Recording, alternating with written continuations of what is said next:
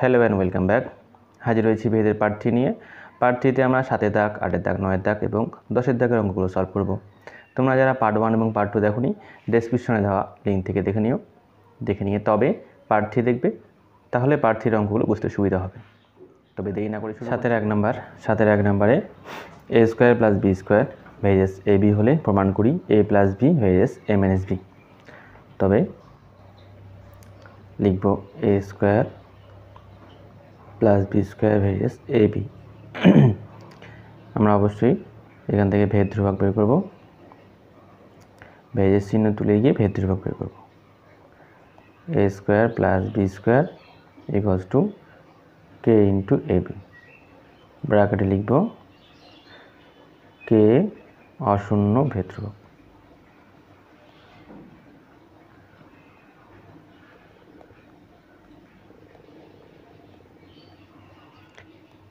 এরপর এ বিকে সমান সমান এইদিকে নিয়ে এসে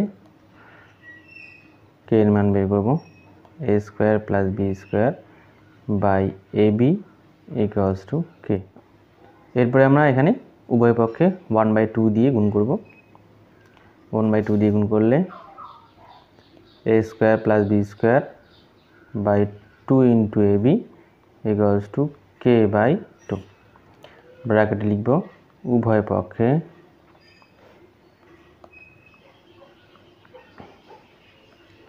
1/2 দিয়ে গুণ করে পাই।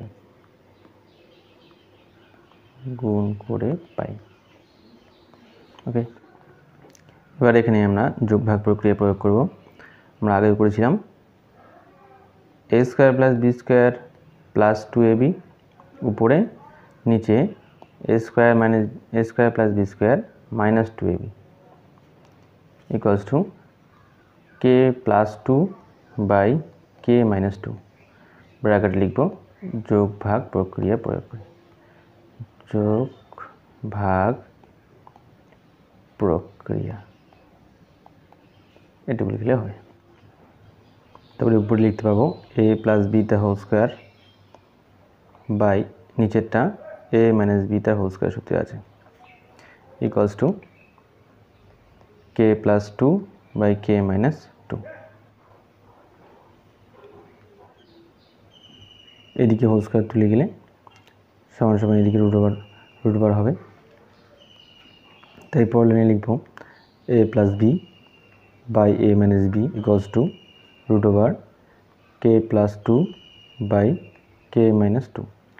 এখান থেকে আমরা এ মাইনাস বিকে সমান সমান এই সাইডে নিয়ে যাব, অর্থাৎ গুণ হবে A plus B equals to root over K plus 2 by K minus 2 into A minus B.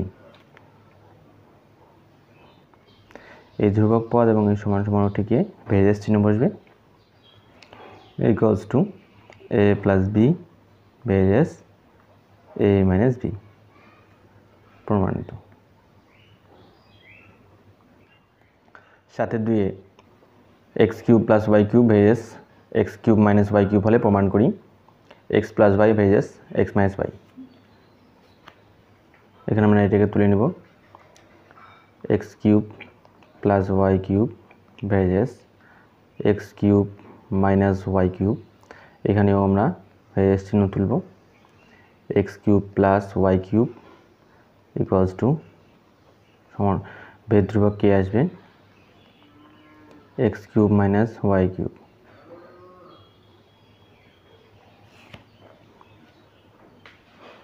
Bracket লিখব কে ইকুয়ালস টু অশূন্য ভেদ ধ্রুবক।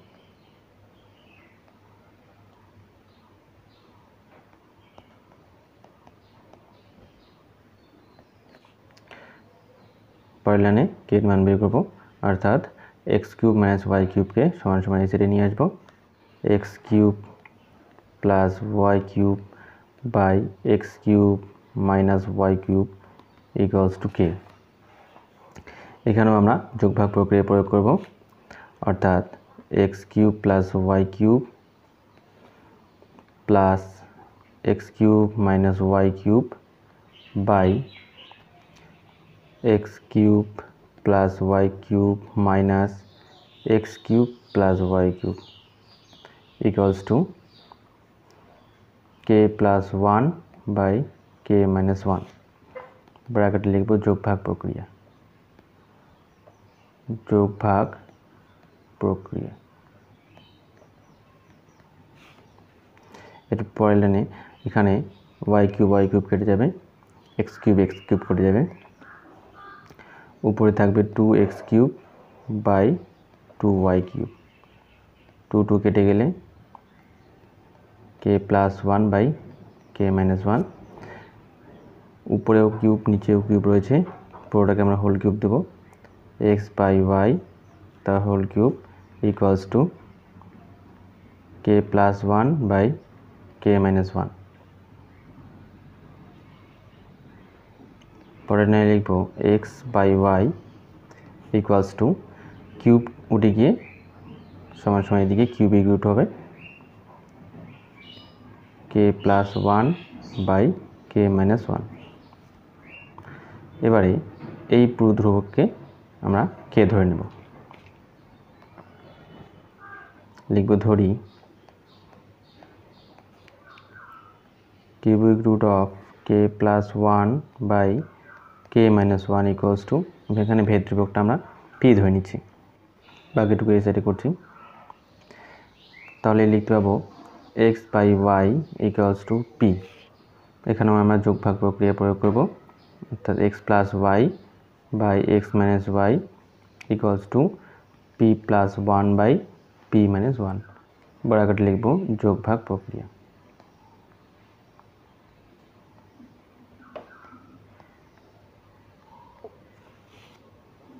পরের লাইনে x মাইনাস ওয়াইকে সমান সমান এই সাইডে নিয়ে যাব, অর্থাৎ গুণ করব, তবে হবে x plus Y equals to P plus 1 by P minus 1 into X minus Y. এবারে দেখতেই পাচ্ছি আমরা P plus 1 by P minus 1 এটা একটা ধ্রুবক পদ, এই ধ্রুবক পদের সঙ্গে সমান সমান চিহ্ন উঠাবো, উঠিয়ে আমরা ভেরিয়েস চিহ্ন দিব, x plus Y varies X minus Y প্রমাণিত। 8 নম্বরে 15 জন কৃষক 5 দিনে 18 বিঘা জমি চাষ করতে পারেন। ভেদ তত্ত্ব প্রয়োগ করে 10 জন কৃষক 12 বিঘা জমি কত দিনে চাষ করতে পারবেন তা নির্ণয় করি। এটাকে আমরা প্রথমে সমস্যার আকারে লিখব। সমস্যার আকারে লিখতে গিয়ে যেহেতু আমাকে দিন বের করতে হচ্ছে, তাই দিনের সমস্যাটা আমরা সবার শেষে লিখব। প্রথমে কৃষক, তারপরে জমির পরিমাণ এবং তারপরে আমরা দিন লিখব, যেহেতু আমাকে দিনটা বের করতে হবে। তবে লিখে নিচ্ছি কৃষক, জমির পরিমাণ,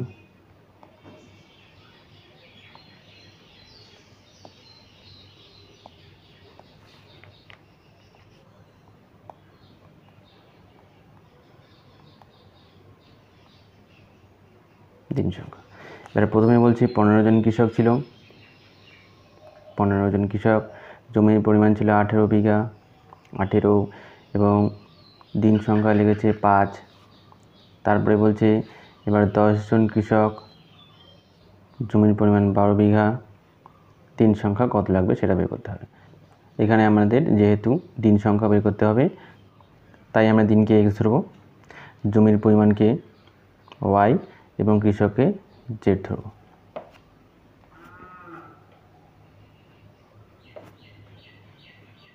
লিখব ধরি দিন সংখ্যা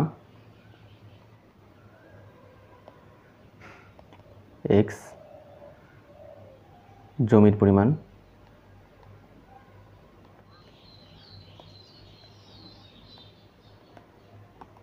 y, কৃষক z। এবারে আমরা এদের মধ্যে সম্পর্ক অর্থাৎ ভেদের সম্পর্ক বের করব। যখন কৃষকের সঙ্গে দিন সংখ্যার ভেদ সম্পর্ক বের করব, তখন জমির পরিমাণটা হিসাবে ধরব না, জমির পরিমাণটা মনে করব যে জমির পরিমাণ এখানে নেই। 15 জন কৃষকের যদি 5 দিন সময় লাগে, তবে 10 জন কৃষকের সেই কাজটা করতে বেশি সময় লাগবে, অর্থাৎ এদের মধ্যে কিন্তু ব্যস্ত ভেদ সম্পর্ক আছে, সেটা লিখে নিব।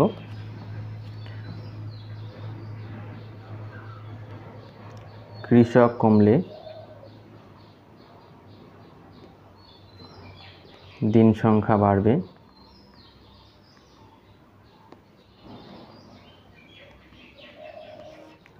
অর্থাৎ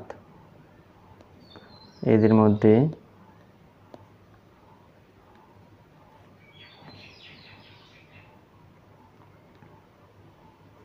ব্যস্তভেদ সম্পর্ক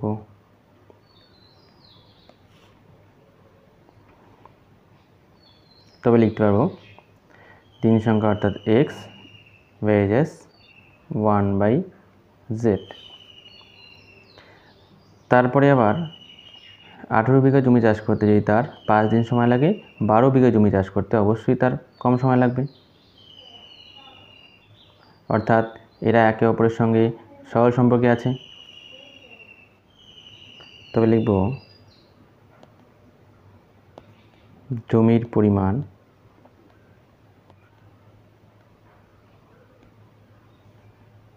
দিন সংখ্যাও কমবে,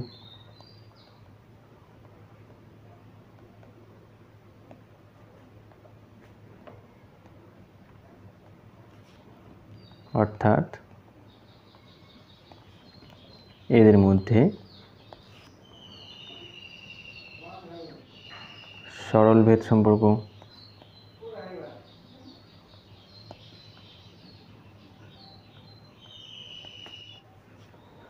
তবে লিখব x ভেরিয়েস y।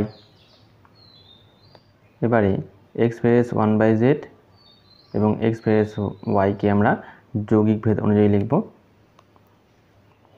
যৌগিক ভেদ অনুসারে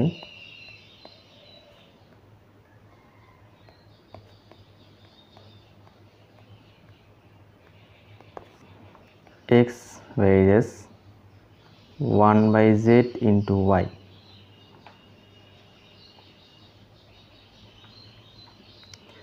অর্থাৎ x ভেরিয়েস y/z, এখান থেকে ভেরিয়েস চিহ্ন তুলব, x equals to k into y/z, bracket লিখব k অশূন্য ধ্রুবক, ভেদ ধ্রুবক,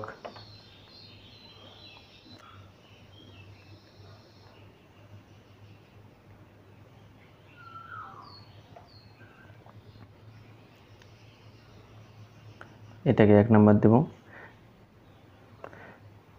এবার 1 নম্বর সমীকরণে x y z এর এই তিনটে মান বসাবো।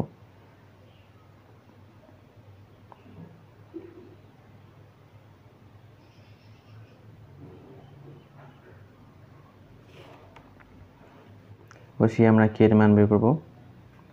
x এর জায়গায় 5 equals to k into y এর জায়গায় 18, z এর জায়গায় 15, 3 দিয়ে কেটে 318, 3 × 5 = 15। তারপর এবারে 6/5 সমান সমান এই সাইডে এসে 5/6, অর্থাৎ 5 into 5/6 equals to k equals to 25/6। k এর মান পেলাম, k 25/6, এই k এর মান এবং y এর মান এবং z এর মান 1 নং সমীকরণে বসিয়ে আমরা x এর মান পাবো। তবে লিখব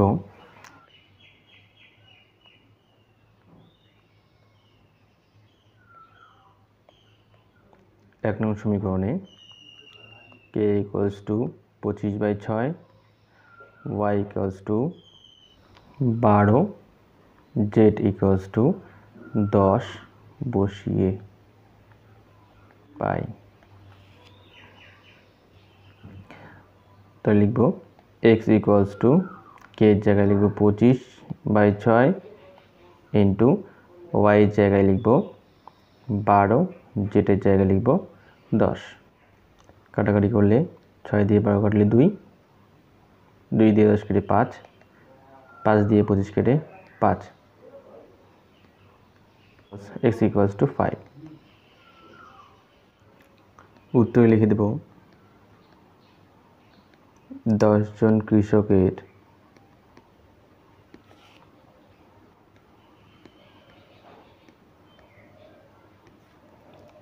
12 বিঘা জমি চাষ করতে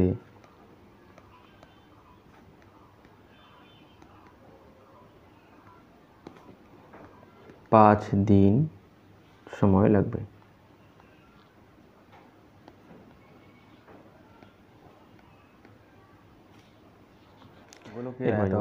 গোলকের ব্যাসার্ধের ত্রিঘাতের সঙ্গে সরলভেদে আছে 1 সমস্ত 1/2, 2 এবং 2 সমস্ত 1/2 মিটার দৈর্ঘ্যের ব্যাস বিশিষ্ট 3টি নিরেট গোলককে গলিয়ে একটি নিরেট গোলক বানানো হলো। নতুন গোলকের ব্যাসের দৈর্ঘ্য নির্ণয় করি। এইটুকুর মধ্যে দেখো গোলকের আয়তন গোলকের ব্যাসার্ধের ত্রিঘাতের সঙ্গে সরলভেদে আছে। এখানে আমাদের সম্পর্কটা বলে দেওয়া আছে। এই 3টি গোলককে গলিয়ে একটা গোলক বানাতে হবে। সেই একটা গোলকের ব্যাসের দৈর্ঘ্য আমাকে নির্ণয় করতে হবে। তবে ধরে নিচ্ছি দেখো 3টা ছোট গোলক, এই একটা, এই একটা এবং এই একটা। এই 3টি গোলকের প্রথমটার ব্যাস অর্থাৎ এটা 1 সমস্ত 1/2 মিটার, পরেরটার ব্যাস 2 মিটার এবং তারপরেরটার ব্যাস 2 সমস্ত 1/2 মিটার। এবারে এদের ব্যাসার্ধ তবে বের করতে হবে। এটা হচ্ছে 3/2, এর ব্যাসার্ধ অর্থাৎ একে 2 দিয়ে ভাগ, এর ব্যাসার্ধ অর্থাৎ একে 2 দিয়ে ভাগ, এর ব্যাসার্ধ অর্থাৎ একে কি করব 5/2, এর ব্যাসার্ধ হচ্ছে নিচে 2 দিয়ে গুণ 3/4, 1 এবং 5/4 মিটার। এই হচ্ছে এই 3টা গোলকের ব্যাসার্ধ। এবার প্রথম সম্পর্কে আমাদের বলে দিয়েছে যে গোলকের আয়তন গোলকের ব্যাসার্ধের ত্রিঘাতের সঙ্গে সরলভেদে আছে। আমরা জানি আয়তন অর্থাৎ ভি ভেরিয়াস, ব্যাসার্ধকে যদি আর আমরা মনে করি তবে আর এর কিউব অর্থাৎ ত্রিঘাত অর্থাৎ কিউব। ব্র্যাকেটে লিখে দেব ভি = আয়তন আর = ব্যাসার্ধ।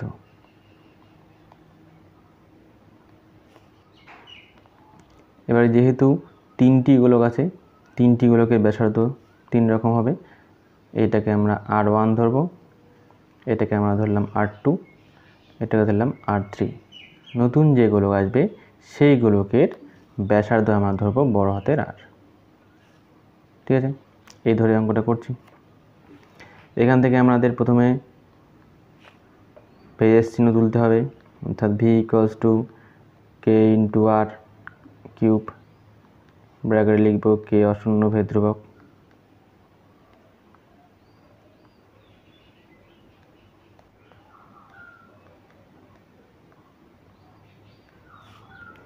এরপরে কে এর মান বের করব v/r³ = k।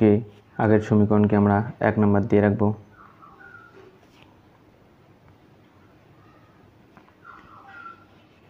এবারে কি করব এই 3টি গোলকের আমরা আয়তন বের করব।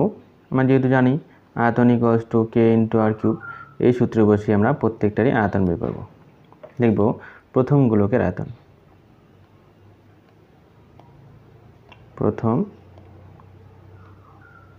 গোলকের আয়তন। আয়তন কত হবে v = k প্রথম গোলকের r এর মান 3/4, k = 3/4 তার কিউব অর্থাৎ k × 27/64। 3 এর কিউব 27, 4 এর কিউব 64। একইভাবে দ্বিতীয় গোলকের আয়তন বের করব।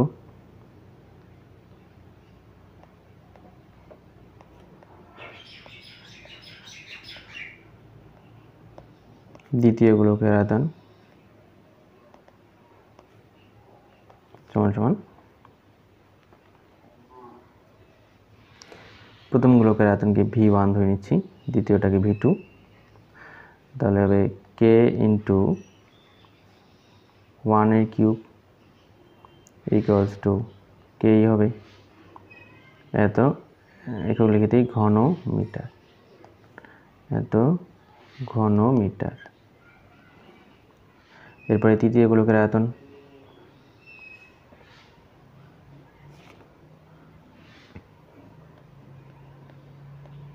তৃতীয় গোলকের আয়তন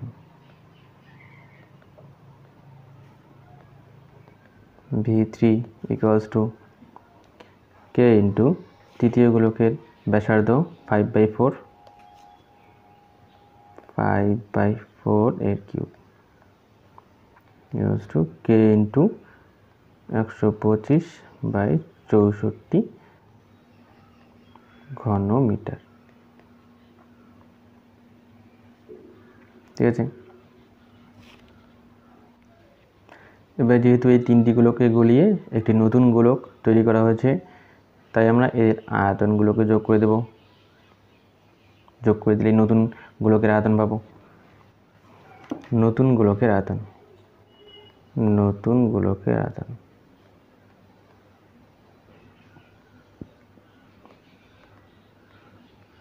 আয়তন এটাকে আমরা Vn ধরলাম। তাহলে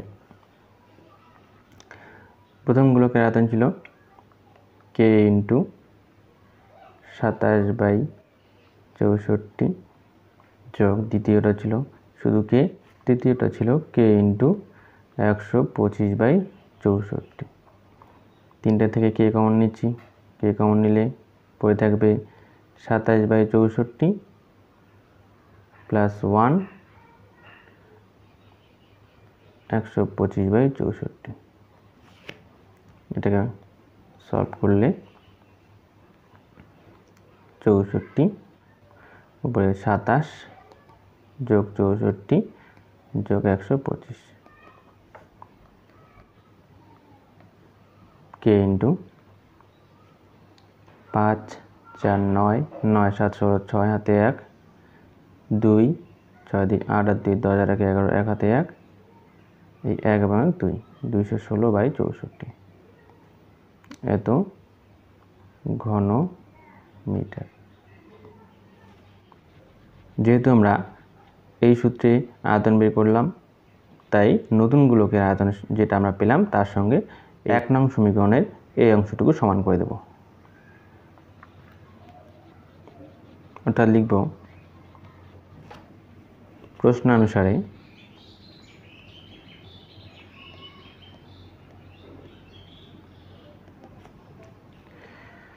নতুন গোলকের আয়তন প্রশ্নানুসারে K into R cube equals to K into 216/64। K কেটে গেল, R ইকুয়ালস টু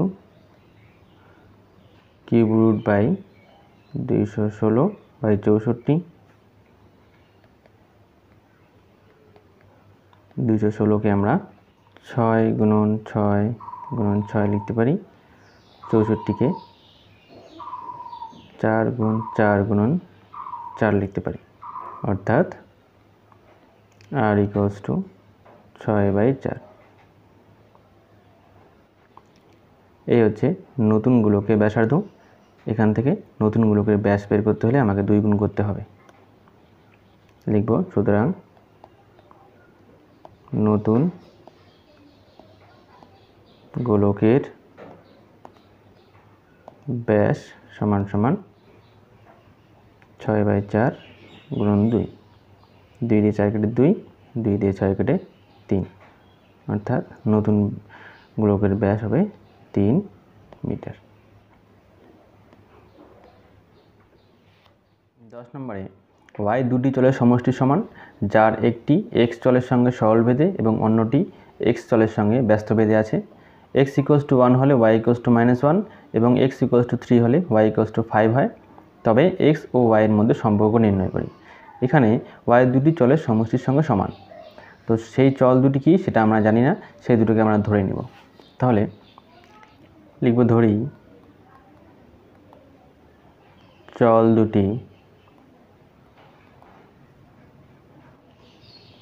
পি এবং কিউ। তবে প্রথমে বলছে ওয়াই সেই চল দুটির সমষ্টির সমান, অর্থাৎ Y equals to P plus Q. আবার বলছে একটি চল এক্স এর সঙ্গে সরল ভেদে আছে আর একটি চল এক্স এর সঙ্গে ব্যস্ত ভেদে আছে। তবে সেটা লিখব, ধরলাম যে পি চলটা এক্স এর সঙ্গে সরল ভেদে আছে, অর্থাৎ পি ভেরিয়েস এক্স, এবং কিউ চলটি এক্স এর সঙ্গে ব্যস্ত ভেদে আছে, অর্থাৎ কিউ ইকুয়ালস টু 1/x ব্যস্ত ভেদে আছে। এবারে এখান থেকে আমরা কি করব, ভেরিয়েস চিহ্ন তুলব। কিউ ইকুয়ালস টু, এটাকে আমরা k1 ধরলাম, k1 ইন্টু 1/x, আর এখানে ভেরিয়েস চিহ্ন তুলে p equals to k2 into x লিখে নেব। k1 k2 অশূন্য ভেদ ধ্রুবক, অশূন্য ভেদ ধ্রুবক। এবার পি এর এই মান এবং কিউ এর এই মান দুটো আমরা এই সমীকরণে পি এবং কিউ এর জায়গায় বসাবো। তবে আমরা লিখতে পারি y ইকুয়ালস টু পি এর মান k2x, কিউ এর মান k1/x। এটাকে আমরা 1 নাম্বার দিয়ে রাখবো। এবারে x এবং y এর এই দুটো মান আমরা এই 1 নং সমীকরণে বসাবো। লিখব 1 নং সমীকরণে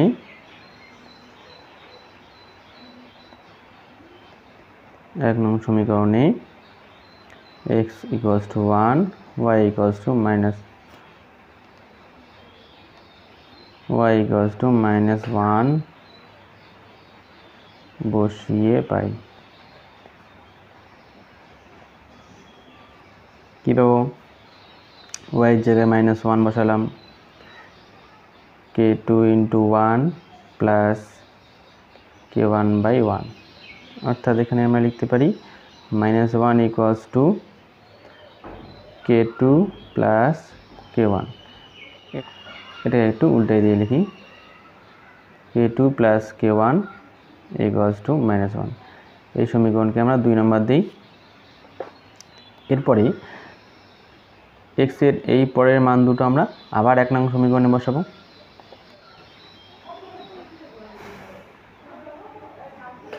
আবার 1 নং এ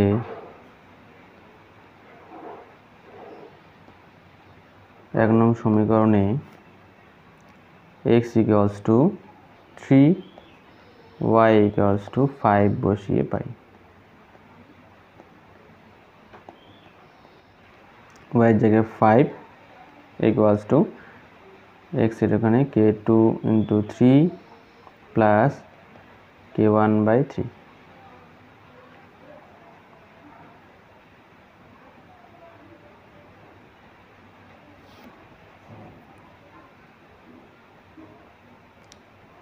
ফাইভ ইকুয়ালস টু, এটাকে লসাগু করলে 3, 9k2 প্লাস k1 বা গুণ করলে 9k2 plus k1 equals to 3 5 15।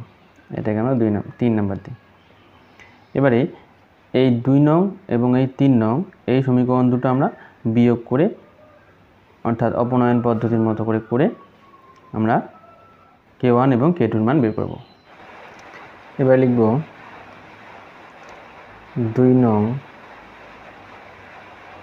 ও 3 নং সমীকরণ বিয়োগ করে পাই।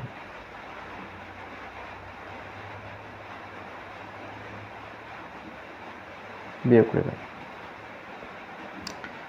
2 নং সমীকরণ উপরে লিখব k2 plus k1 equals to -1,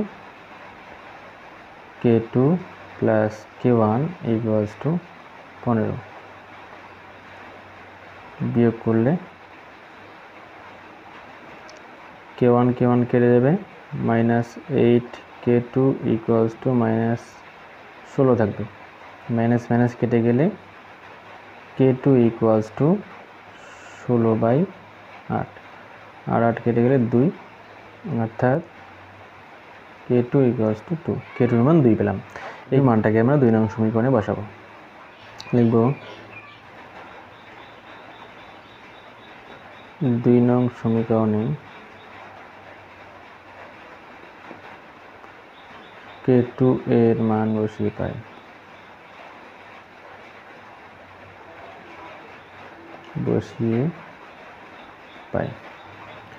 তবে 2 প্লাস k1 ইকুয়ালস টু -1,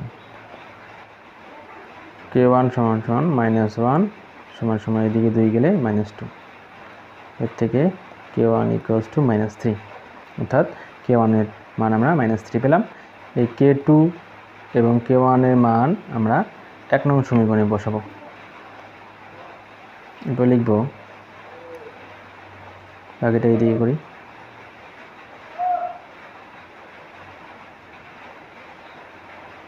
লিখব 1 নং সমীকরণে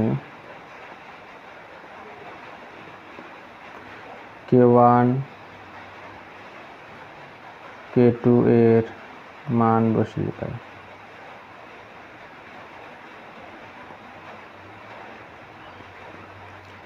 এই সমীকরণে আমরা k1 এবং k2 এর মান বসাবো। y ইকুয়ালস টু k2 এর মান 2 ইন্টু x প্লাস k1 এর মান -3/x, পরের লাইনে 2x - 3/x, y equals two 2x - 3/x। এটি হচ্ছে আমাদের অ্যান্সার। উত্তর লিখব, উত্তর এটি x ও y এর মধ্যে সম্পর্ক।